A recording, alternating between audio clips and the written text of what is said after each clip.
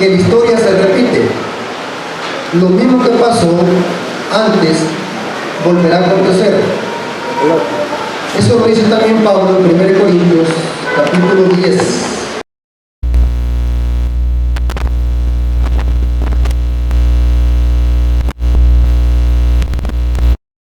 Hablando de la apostasía del pueblo de Israel cuando llegó al pie del monte Sinaí. Mas estas cosas sucedieron como ejemplos para nosotros. ¿Qué son las cosas que sucedieron antes en el pasado? ¿Qué son para nosotros? Ejemplos para nosotros. Para que no codiciemos cosas malas, como ellos codiciaron, ni seas idólatra, como algunos de ellos, según está escrito. Se sentó el pueblo a comer y a beber y se levantó a jugar. Ni forniquemos como algunos de ellos fornicaron. En un día, ¿cuántos? 23,000.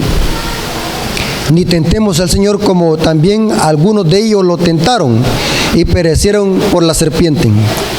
Ni murmuréis como algunos de ellos, ni murmuréis y perecieron por el destructor. Y dice el 11, estas cosas acontecieron como ejemplo, o sea, es un ejemplo.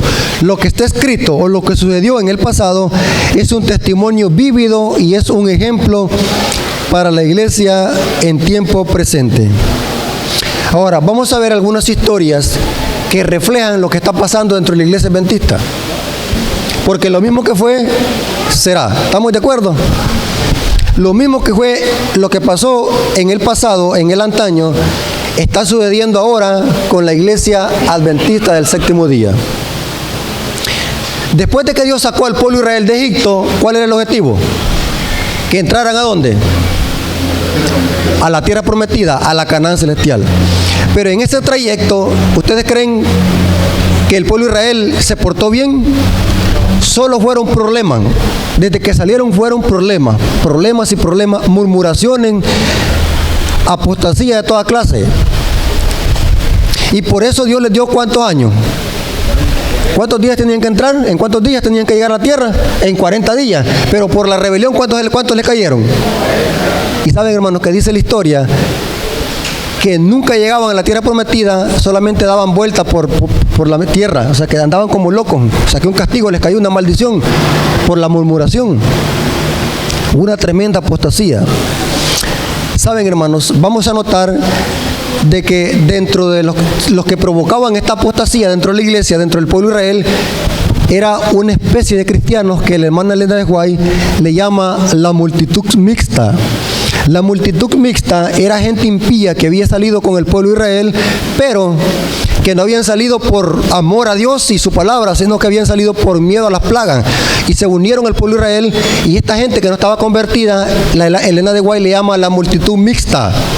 Y esa gente era la que provocaba siempre toda clase de apostasía dentro de la iglesia. Siempre que había algo, un problema, una rebelión, la multitud mixta era lo que incitaba. Un grupo de personas impías que habían salido con el pueblo de Israel por miedo a las plagas.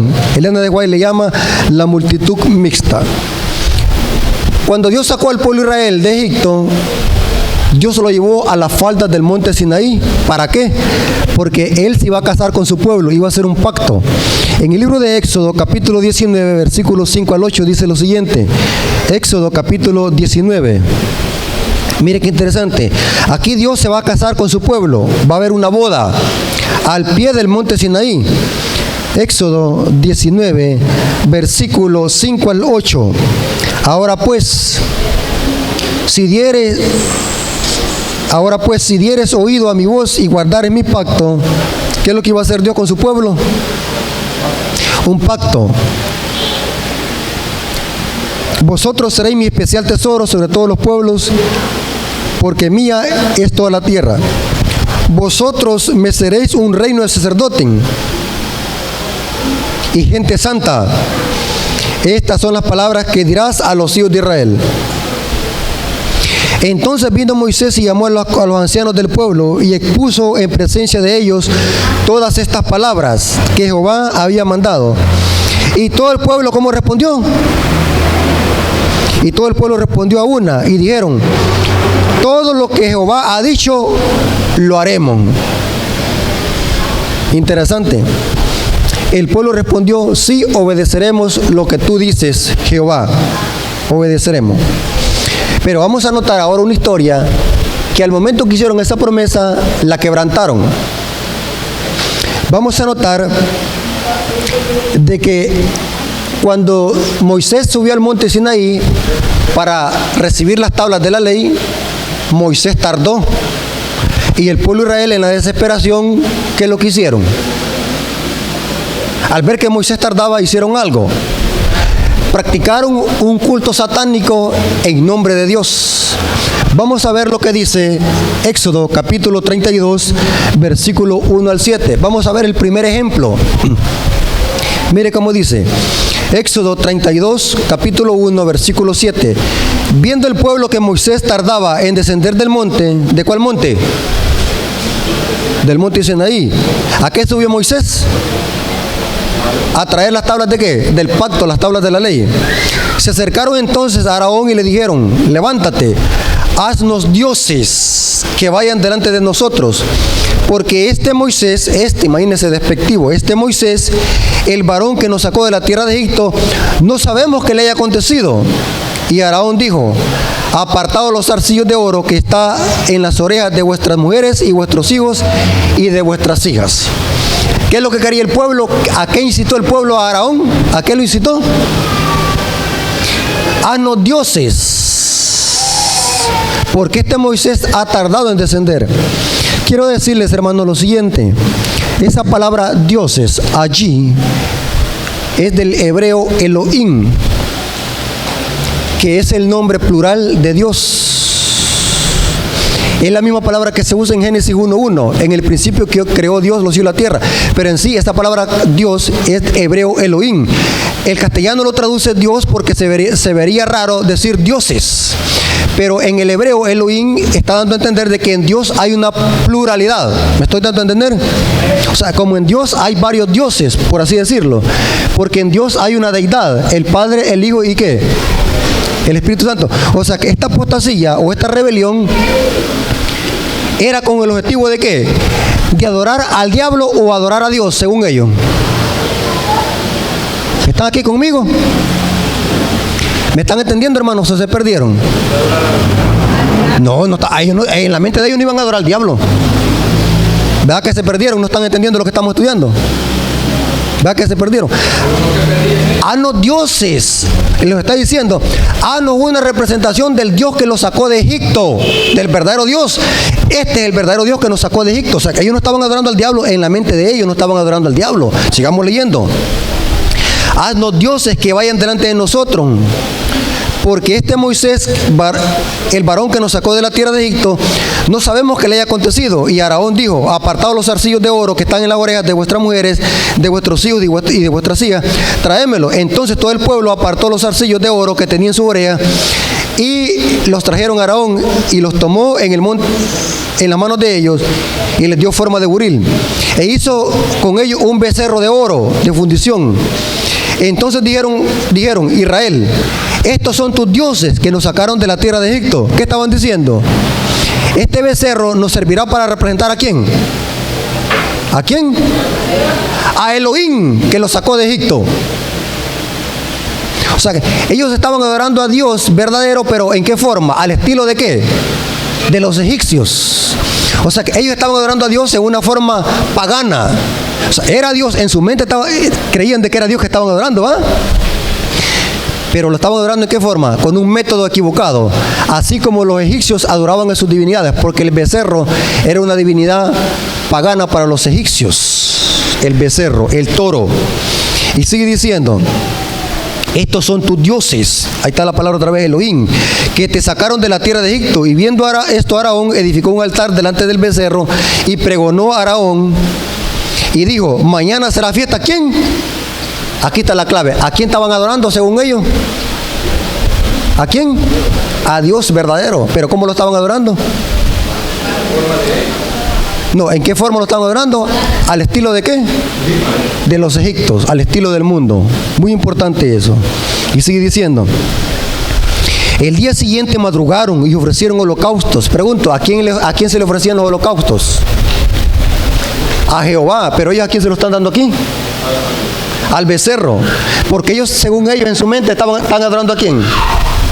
A Dios, a Elohim. Es muy importante ese detalle. Y mire que sigue diciendo: y ofrecieron holocaustos, presentaron ofrendas de paz, y se sentó el pueblo a comer y a beber, y se levantó a regocijarse. Entonces Jehová dijo a Moisés: anda, desciende, porque tu pueblo que sacaste de la tierra de Egipto se ha corrompido. El pueblo estaba practicando una falsa adoración. Estaban adorando a Dios con métodos equivocados. Memorícese eso. ¿Qué es falsa adoración? Adorar a Dios con métodos equivocados. Como que yo quiera agarrar un método del mundo y lo meta a la iglesia y yo diga: no importa los medios, lo que importa es el fin. O sea, adorar a Dios en una forma mundana. Ya vamos a llegar a lo que quiero llegar. Muy importante eso. Es una mezcolanza. Falsa adoración es adorar a Dios con métodos mundanos. Repita. Falsa adoración, ¿qué es? Adorar a Dios con métodos antibíblicos e equivocados que Dios no lo ha dicho en su palabra. Eso es falsa adoración. Muy importante eso. Vamos a ver otro ejemplo bíblico donde unos líderes religiosos que eran sacerdotes estaban adorando a Dios con métodos equivocados que Dios no había dicho. Métodos equivocados. Vamos a ver esa historia a la luz de lo que dice Ezequiel. Pregunto, hermanos, antes de leer la cita: ¿cuál es el deber de los líderes?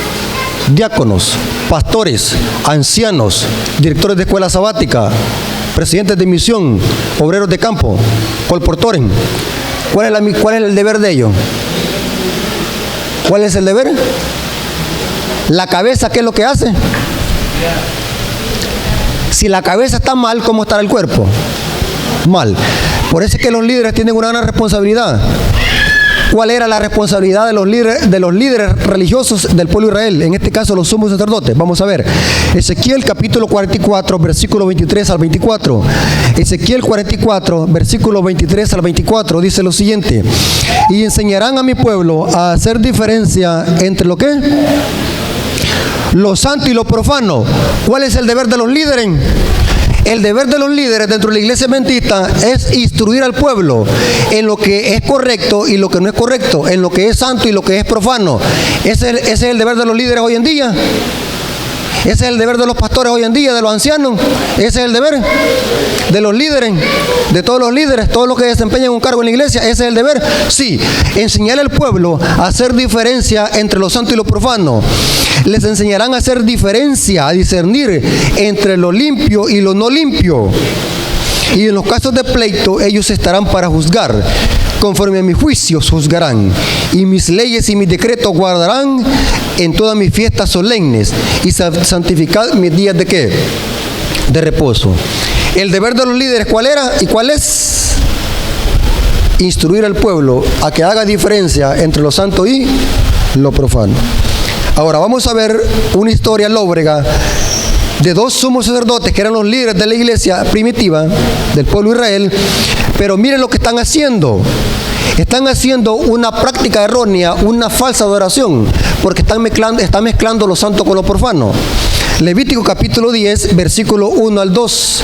Levítico capítulo 10, versículo 1 al 2 dice lo siguiente: Nadab y Abiú, hijos de Aarón. Pregunto, si eran hijos de Aarón, ¿qué eran? ¿Eran sumos qué? Sacerdotes, líderes. Por lógica sabían qué, hacer diferencia entre qué, lo santo y lo profano. ¿Sí o no? Sí. Nadab y Abiú, hijos de Aarón, tomaron cada uno un incensario y pusieron en ellos fuego, sobre el cual pusieron incienso, y ofrecieron delante de Jehová fuego extraño. ¿Notaron? Que él nunca les mandó. Y por hacer eso, ¿qué pasó? Y salió fuego delante de Jehová y los quemó, y murieron delante de Jehová. Les explico qué es fuego extraño. Pongan atención. Cuando se hacía un holocausto para perdón de pecados y la culpa, el cordero tenía que ser sin mancha y sin contaminación. Y la evidencia que Dios aceptaba este sacrificio, ¿cuál era? Que descendía ¿qué? Fuego del cielo sobre el holocausto. Inclusive la palabra holocausto significa del todo quemado. de ese fuego que descendía en el altar, los sacerdotes tenían que agarrar de allí y mezclarlo con incienso y meterse dentro del santuario a ofrecer incienso. Pero estos sacerdotes no se sabe de dónde agarraron un fuego. El texto dice que agarraron fuego extraño. No sabemos si lo agarraron de la hornilla, no sabemos si lo agarraron de un chispero, no sabemos. Pero agarraron fuego de donde no era. Agarraron fuego común que no era. Y lo mezclaron con fuego, con incienso. Y por hacer eso, cuando entraron al altar de Jehová, ¿qué pasó con ellos? Murieron. ¿Era justo que Dios los matara? Sí, porque por lógica ellos ya sabían que eso no tenía que hacerse. Estaban en una rebelión. Noten que estaban haciendo una falsa adoración. Estaban usando algo profano con el incienso santo. ¿Estaban haciendo qué? Una adoración híbrida. ¿Notaron, hermano, el principio? Y el versículo 10 y 11, ahí mismo en ese capítulo, dice que estos sacerdotes entraron al templo como borrachos. Pregunto, líderes religiosos, ¿acaso no sabían de que eso no se tenía que hacer? Porque una persona borracha no discierne entre el bien y el mal. Ellos entraron borrachos, aparte de que ofrecieron fuego extraño, y Dios los mató. Allí en ese mismo momento murieron calcinados. Interesante. En el monte Sinaí, ¿cuántos murieron por esa gran apostasía? Pablo dice que murieron 23,000 por esa falsa adoración. Con Nadab y Abiú, Dios no toleró eso. Fue una ofensa. Murieron calcinados. Porque Dios no le gusta que el pueblo lo adore con métodos mundanos. Dios quiere que el pueblo lo adore ¿cómo? Como Él lo ha dicho, basado en principios bíblicos. No le meta otra cosa. Dios ha tirado los parámetros. Dios ha dicho, así se hará y así. No le meta flores a lo que Dios ha dicho. No le añadas ni le quita. Dios ha dicho, así lo harás, no le quitarás ni le añadirás. ¿Estamos claros en eso? Vamos a ver otro ejemplo de otro individuo que estaba practicando falsa adoración. Mezcló lo santo con lo profano. El rey Belsasar. ¿Saben quién era el rey Belsasar? ¿Era el rey de qué? De Babilonia. Muy importante. Vamos a ver qué es lo que hizo este rey Belsasar. Daniel capítulo 5, versículo 1 al 4. Daniel capítulo 5, versículo 1 al 4 dice lo siguiente. El rey Belsasar hizo un gran ¿qué? Banquete a 1000 de sus príncipes y en presencia de 1000 bebía vino. ¿Qué estaba haciendo? Pregunto, ¿esa gente estaba en su sano juicio? ¿Cómo estaban? Borrachos. ¿Una persona borracha discierne entre lo bueno y lo malo? No. Pregunto, ¿se le puede dar un estudio bíblico a un borracho? ¿Cuándo se lo tengo que dar? ¿Cuando le pasó la goma? Sí. ¿Estamos de acuerdo? Bebió vino, Belsasar, con el gusto del vino, o sea que estaba todavía bien patudo, como decimos. Mandó a que trajeran los vasos de oro, de plata que Nabucodonosor, su padre, había traído del templo de Jerusalén. ¿Notaron, hermanos, qué es lo que está haciendo este rey? Está bebiendo vino en cosas sagradas que eran solamente dedicadas ¿a quién? A Jehová en el templo. Y él los mandó a traer ¿para qué? Para beber vino y alabar a los dioses babilónicos. Y sigue diciendo que su padre había traído del templo de Jerusalén para que bebiese en ellos el rey y sus grandes, sus mujeres y sus concubinas. Entonces fueron traídos los vasos de oro que había traído del templo de la casa de Jehová que estaba en Jerusalén. Y bebieron en ellos el rey y sus príncipes, sus mujeres y sus concubinas. Bebieron vino y alabaron ¿qué? Alabaron a los dioses de oro, porque estaban borrachos. ¿Notaron? El rey está usando ¿qué? Un sacrilegio. Está usando lo santo y lo está mezclando ¿con qué?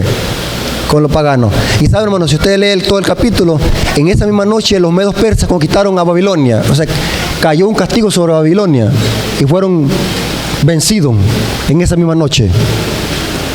Noten que después de una gran apostasía, Dios hace un juicio. Porque Dios no tolera que su pueblo se desvíe de sus principios y practique falsa adoración. ¿Notaron? Ahora, ¿por qué he dicho estos tres ejemplos?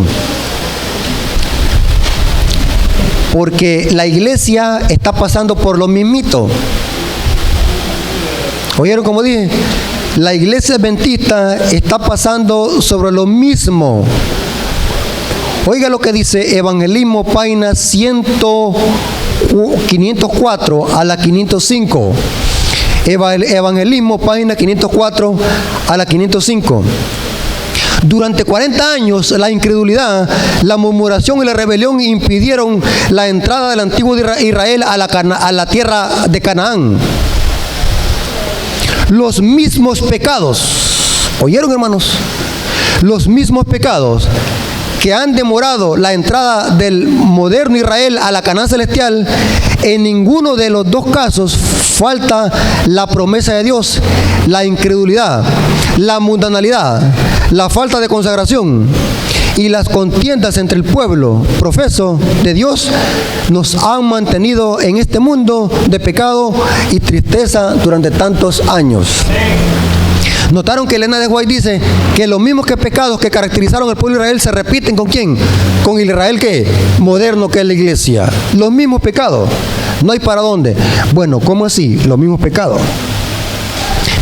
Vamos a notar, hermanos, algunas prácticas que se están llevando en la iglesia adventista, que es plena apostasía. Y quiero hacerles un llamado también a los líderes. Si aquí hay un líder de iglesia que por caer bien con algún pastor o por caer bien con la junta de iglesia calla, a pesar de que conoce la verdad, le aseguro que le van a caer las 7 plagas postreras. ¿Oyeron cómo dije? Porque hay quienes que por caer bien se hacen los locos. Aunque esté escrito con punto y coma, se hacen los locos. Vamos a notar 3 cosas que están pasando dentro de la iglesia adventista, que es una pura apostasía. Vamos a notar algunos principios que están pasando en la iglesia. Y es lo siguiente.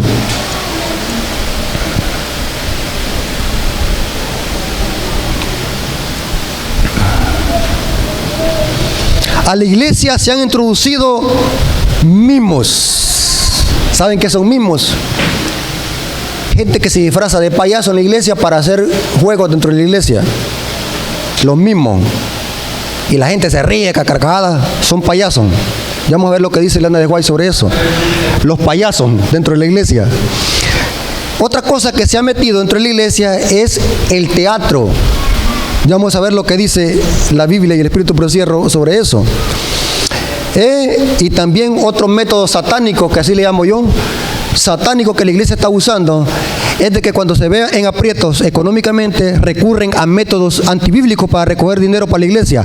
Hacen un montón de comilonas, hacen rifas y toda clase de cosas, y a uno les da vergüenza que hasta aún afuera de los templos las hacen.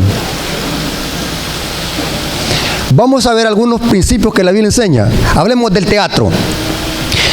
Dios no necesita payasos dentro de la iglesia para transmitir su mensaje. La palabra de Dios tiene poder en sí misma. Vamos a leer lo que dice Elena de White en la siguiente cita. Elena de White en el libro Evangelismo, página 105. Evangelismo, página 105 dice lo siguiente. No se vayan a enojar, hermano. Vamos a hablar, escrito está. ¿Sí? ¿Estamos de acuerdo? Oye, ¿cómo dice? Evangelismo, página 105. Tengo un mensaje para los que están a cargo de la obra. ¿Quiénes son? Los líderes. No instéis a los hombres que se ocupan de esta obra a pensar que deben proclamar un mensaje solemne y sagrado a un estilo teatral. No hay que poner en nuestra obra ni la más mínima partícula de nada que sea extravagante, nada. La causa de Dios debe tener un modelo sagrado y celestial. Lleve la impronta divina. Todo lo que se relaciona con la predicación y el mensaje para este tiempo, no se permita nada de naturaleza extravagante, porque esto echaría a perder la santidad de la obra. Cuando se hace esa clase de cosas dentro de la iglesia, payasos y mimos y un montón de juegos, la gente en lugar de ver a Cristo ve ¿qué? El circo, y el mensaje se pierde. ¿Oyeron cómo dije? Tiene la cita ahí, esa es la cita. Bueno, ahí la pueden leer los hermanos. Ahí mismo, en esa cita. Evangelismo, página 105, párrafo 3. Se me ha dicho que encontraremos toda clase de experiencias y que los hombres procuran introducir prácticas extrañas a la obra de Dios.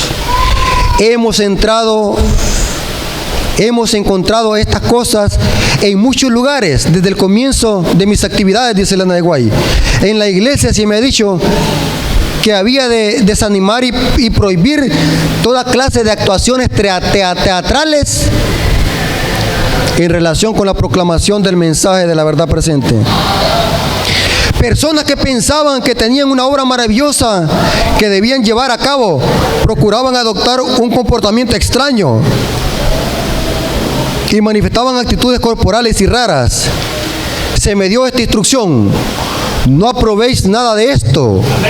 Las actuaciones son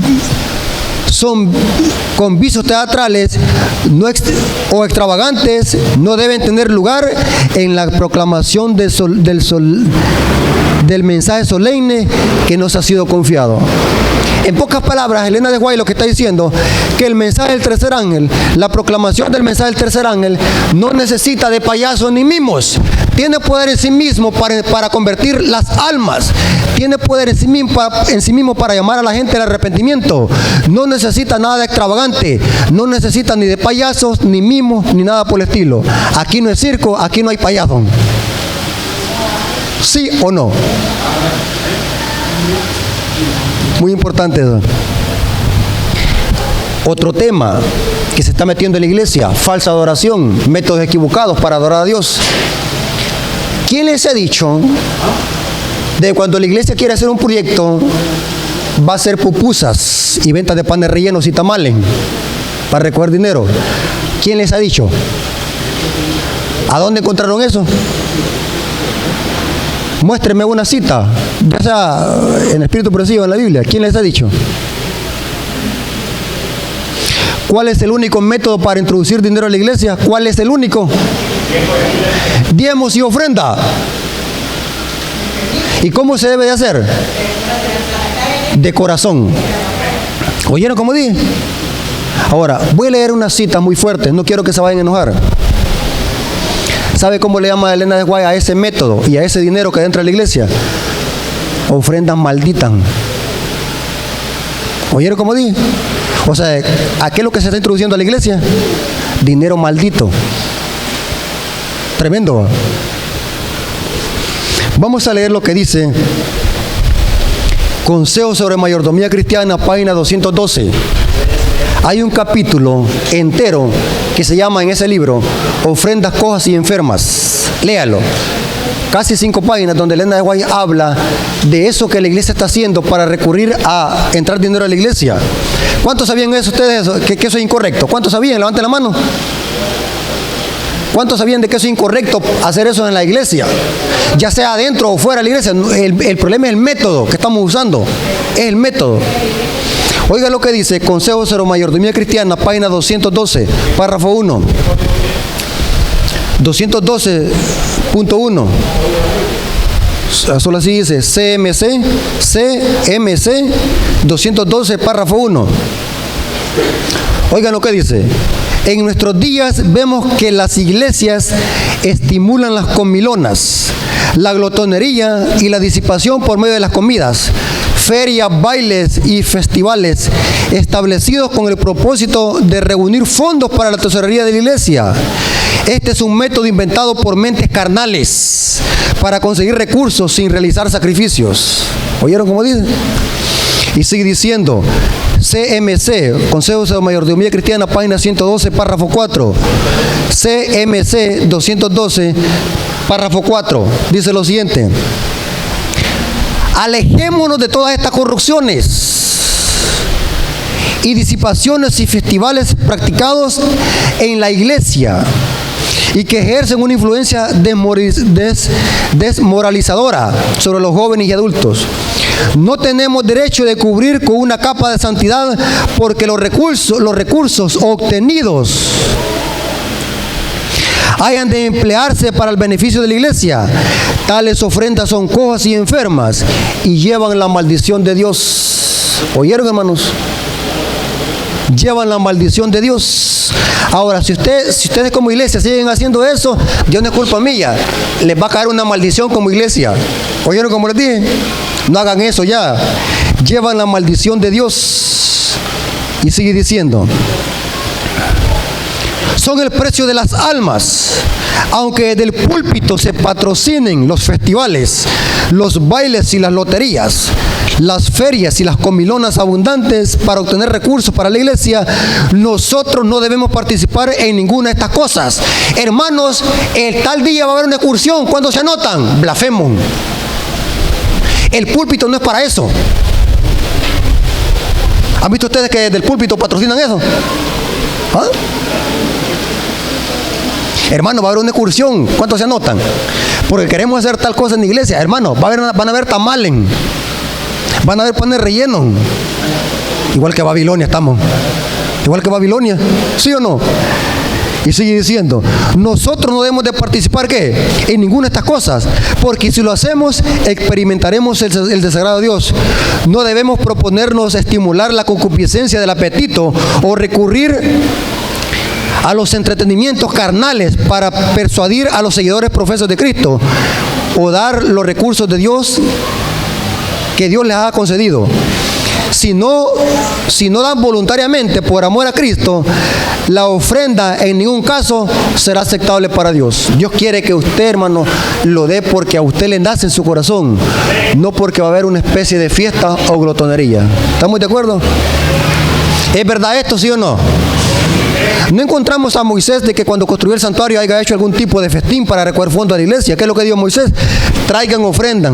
Y dice que trajeron ofrendas y que si todos dieron de voluntad, que dijo Moisés, ya hay suficiente, ya no traigan. Interesante, va. Cuando alguien da de corazón,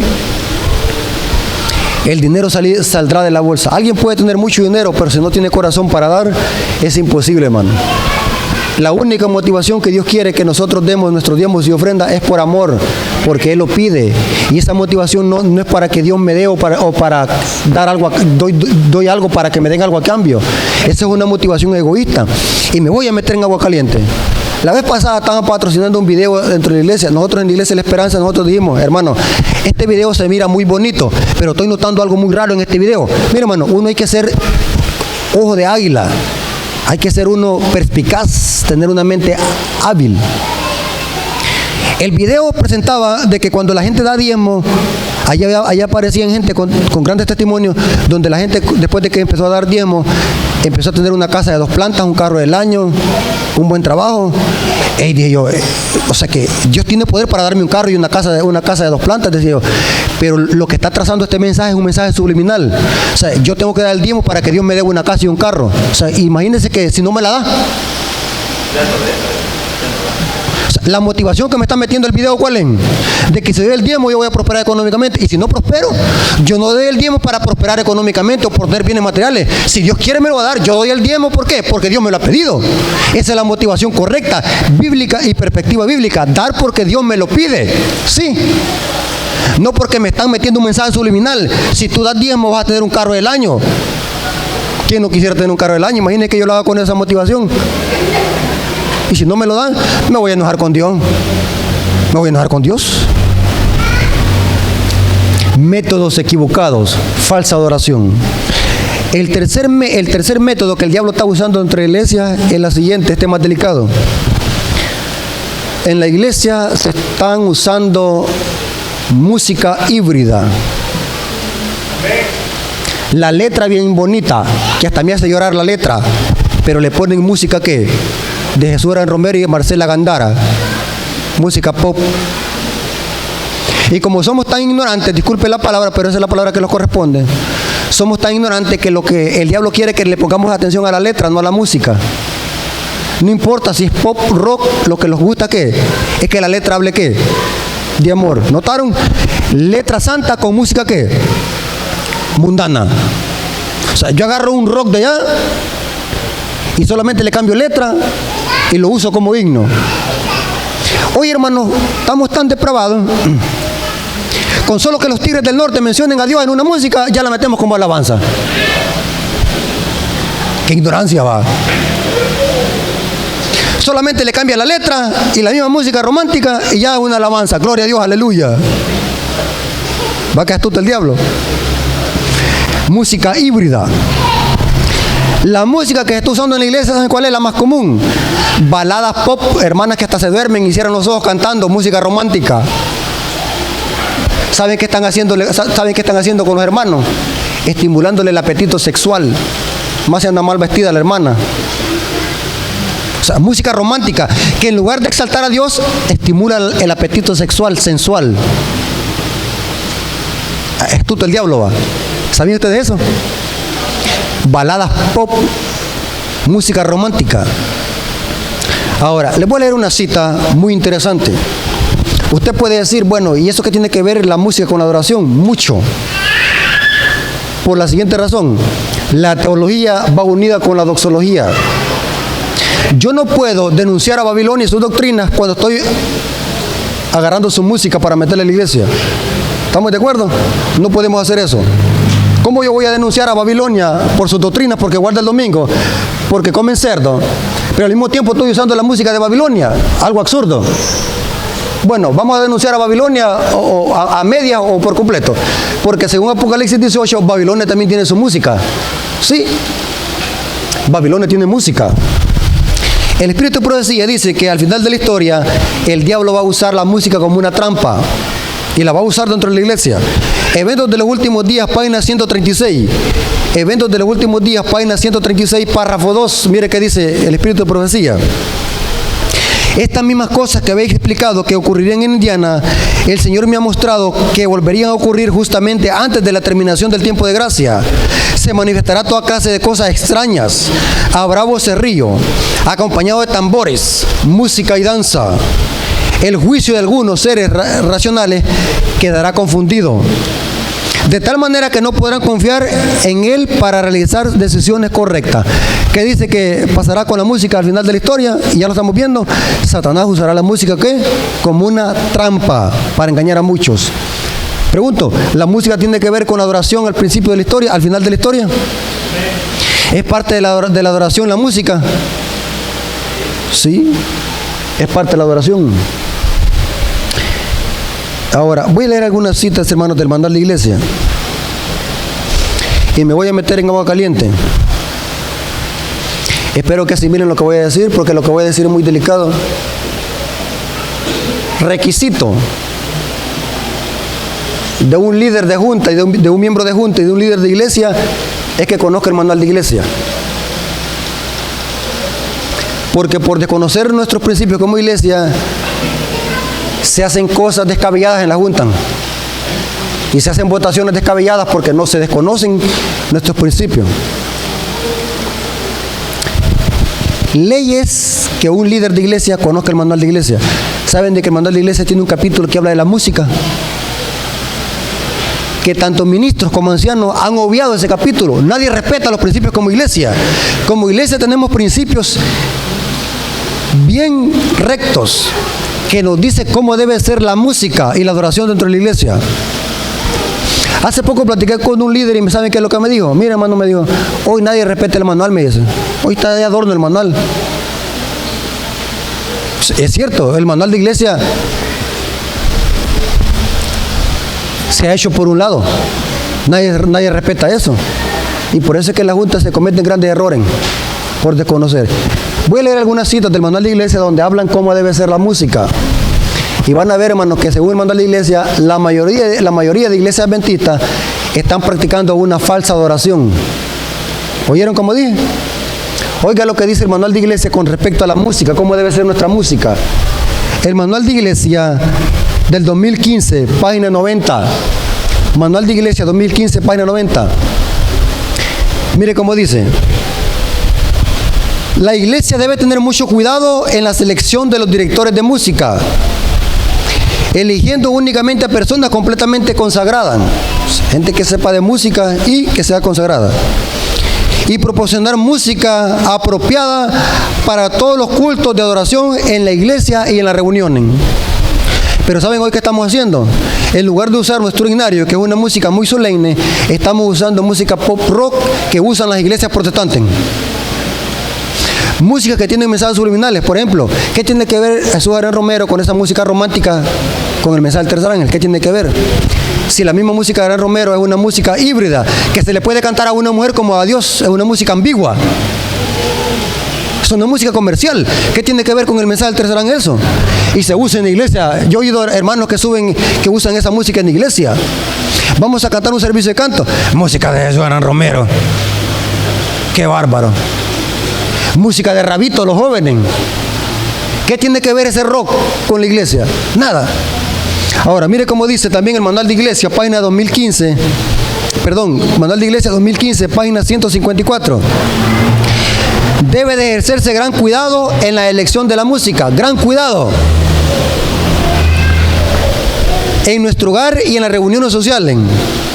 En las escuelas y en las iglesias. Debemos evitar cualquier composición musical que participe de naturaleza de jazz, rock u otras formas híbridas semejantes, así como todas las expresiones de lenguaje que aludan a sentimientos insustanciales y tribales. ¿Qué dice aquí el manual de la iglesia? Debe de haber un gran cuidado en la elección de la música. ¿Tenemos cuidado en la elección de la música nosotros? ¿Tenemos cuidado? Nadie tiene cuidado y se ha perdido de vista todo eso. Y estamos usando una falsa adoración. Oiga lo que dice Elena de White en el libro de la música, página 59. Elena de White tiene un libro que se llama Música, página 59, párrafo 3, dice: creemos que el evangelio afecta todos los aspectos de la vida. Por eso sostenemos que, dado el vasto potencial de la música para el bien o para el mal, no podemos ser indiferentes a ella. Aunque percibimos que los gustos en la música varían en gran manera de individuo a otro, creemos que la Biblia y los escritos de Elena de White sugieren principios que pueden moldear nuestras elecciones para elegir buena música. Elijamos buena música, hermano. Por falta de tiempo no quise traerles, hermano, 2 ejemplos. La música pop que se oye en la iglesia y una música del himnario, ¿cuál es la diferencia? Cuando usted oye una música del himnario, eso lo eleva al trono de la gracia, lo inspira. Mientras cuando oye una música pop rock, le dan ganas de bailar en la iglesia. Le satisface los deseos carnales. Interesante. Otra cita. Música, página 64, párrafo 4. Música 62, párrafo 4 dice: hacer música adventista significa elegir lo mejor, sobre todo acercarnos a nuestro Creador y Señor para glorificarlo. Enfrentemos el desafío de tener una visión musical alternativa viable y, como parte de nuestro mensaje profético, hacer una contribución musical adventista distintiva como un testimonio al mundo respecto a un pueblo que espera el pronto regreso de Jesús. Lo que está diciendo aquí Elena de White y esa cita es de que nosotros debemos de hacer la diferencia tanto en el mensaje como en la forma de adorar a Dios. Lastimosamente la iglesia adventista tiene mucho que desear, se ha perdido de vista todo este tema de adoración. Aquí por lo menos no se baila en el púlpito, pero hay en otros lugares donde sí se baila, porque estamos imitando a las iglesias protestantes. Estamos danzando en el espíritu, dice. Fuera de contexto la danza bíblica. Estamos danzando en el espíritu. En la iglesia adventista están sucediendo eso. Falsa adoración. Bailan. Bueno, que las iglesias en Estados Unidos en algunas partes están más depravadas que las iglesias latinas. Pero estamos dando mucho que desear. Pero la mayor culpa, ¿sabe quién la tiene? Los líderes por permitir eso en la iglesia. Los líderes. Hace poco llegó un coro en la iglesia donde las hermanas cantaban bien bonito, pero la música llevaba pop, balada pop, que podía bailar uno con la mujer pegado. Y resulta que nosotros, como en la Iglesia de la Esperanza, hermano, no voy a creer que hay gente que lee. Por eso es que cuando alguien llega a la Iglesia de la Esperanza, teme subir al púlpito porque sabe que ahí no va a decir cualquier disparato. Hay gente que estudia ahí en la plataforma, no vaya a creer así. Y eso es bueno que la hermandad estudie y analice bien.